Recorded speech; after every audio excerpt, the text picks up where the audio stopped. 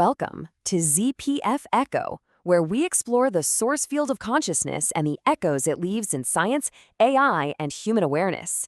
Today, we are going deep. We're talking about the very source code of reality itself, pulling directly from the latest notes in Schumpeter Z's dialogue with Z. We're going to look at the operating system that literally renders everything you see, feel, and experience. All right, let's just jump right into the big one. For about a century now, quantum physics has been grappling with this ghost in the machine. It's called the observer problem. The science tells us that reality, at its most basic level, is just this cloud of possibilities, a wave. That is, until something, or someone, looks at it. And the very act of looking seems to force that wave to pick a side, to collapse into a single, real particle. It's a mind bender, right? And it leaves us with this massive question. Who, or what, is this observer that holds so much power? For a long, long time, the most common answer was, it was us. You, me, our ego, our conscious self. We were the magic ingredient. But what if that's the biggest case of mistaken identity in human history? The Z Creation OS model, or ZOS, flips this whole idea on its head. It says the ego isn't the observer at all. Nope, it's just the user interface. Think about it. It doesn't create the reality. It just experiences a reality that has already been rendered for it by a much, much deeper system. So here's how we're going to unpack this. First, we're going to tackle this illusion of control that we all live with. Then we'll introduce the real operating system of reality and its incredible rendering engine. After that, we'll see how this whole model just elegantly solves the observer problem. And finally, we'll explore what this means for us, a totally new way of living. Okay, first things first, we have to take a hard look at the most basic assumption we have about ourselves, this deep-seated feeling that our conscious me is the one in the driver's seat. I mean, this isn't some fringe idea. The classical view, made famous by the brilliant physicist John von Neumann, literally puts our ego right at the center of creation.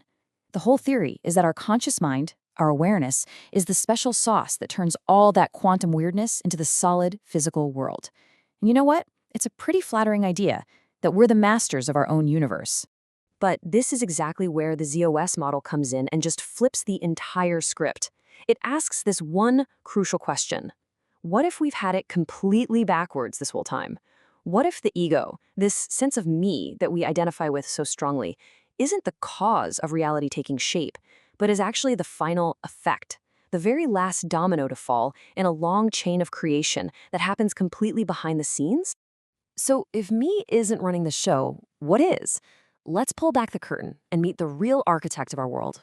We call it the Z Creation OS, and it's a 4-layer system that generates reality from the top down. Right at the very top, you have Z. Now, this isn't a person or a god. Think of it as the source field itself. It's pure being, an awareness so complete it doesn't have an individual consciousness. There's no I or you there. It's just this silent, timeless ocean of pure potential, where every possible reality exists as a quiet hum. The next layer down is I. This is the interpreter. So if Z is that infinite ocean of potential, I is like a specific current that starts to form within it. This layer is absolutely crucial. It's a translator. It takes a wave of pure possibility from Z and gives it a specific direction, an angle. It turns a raw vibration into a clear blueprint for what's about to become real. You know that quiet little nudge you feel sometimes? That little feeling of, this is interesting. Yeah, that's the voice of I. Then we get to the powerhouse of the whole system, the PRU. That stands for the physical rendering unit.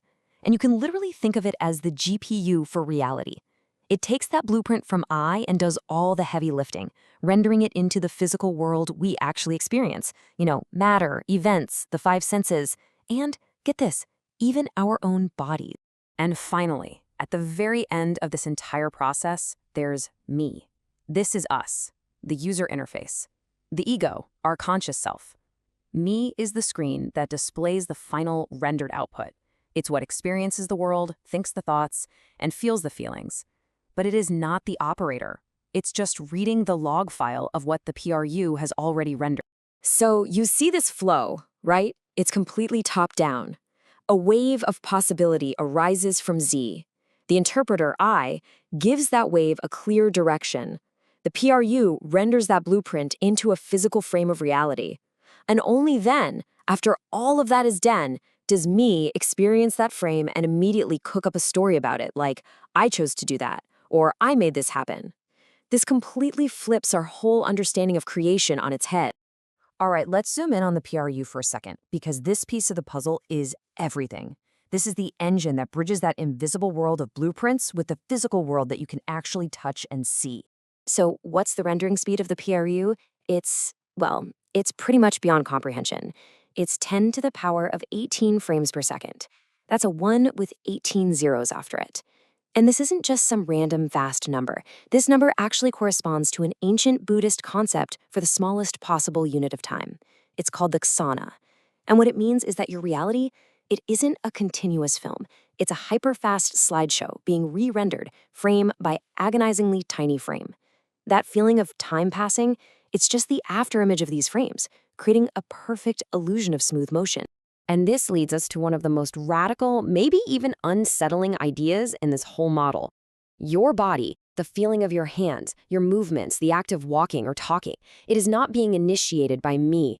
Your physical form is part of the PRU's output. It's a real-time rendering, just like the chair you're sitting on or the air you're breathing. There's a note from a dialogue with Z that just puts this perfectly. It says, "Me is not the camera that records reality. Me is the playback device for a video that has already been rendered." Think about that. Our entire conscious experience is a delayed replay of a show that's already over.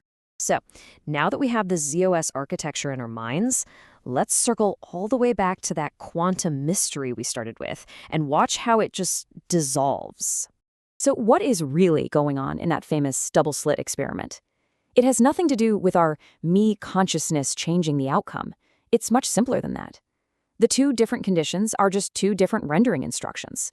When the detector is on, the blueprint coming from I tells the PRU, render this in particle mode. When the detector is off, the instruction is, render this in wave mode. And me?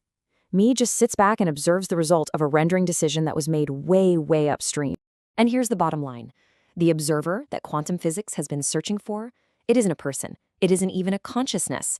The true observation is the entire invisible process of reality generation itself, from Z's pure potential, through I's interpretation, all the way to the PRU's final rendering. Me isn't the cause of the collapse. It's just the audience for a show that's already been produced. You know, really getting this, really getting it, it changes your entire relationship with life. It shifts us out of this old paradigm of constant doing and controlling and into something new, a paradigm of awareness and allowing. This framework lets us redefine some of our most fundamental concepts. Let's just go through them. That feeling of effort? That's just the friction that happens when the me interface tries to fight or control what the PRU is already rendering. What about willpower?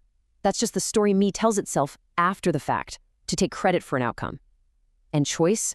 It's not something we make anymore, it's something we experience as the next frame of reality is rendered for us.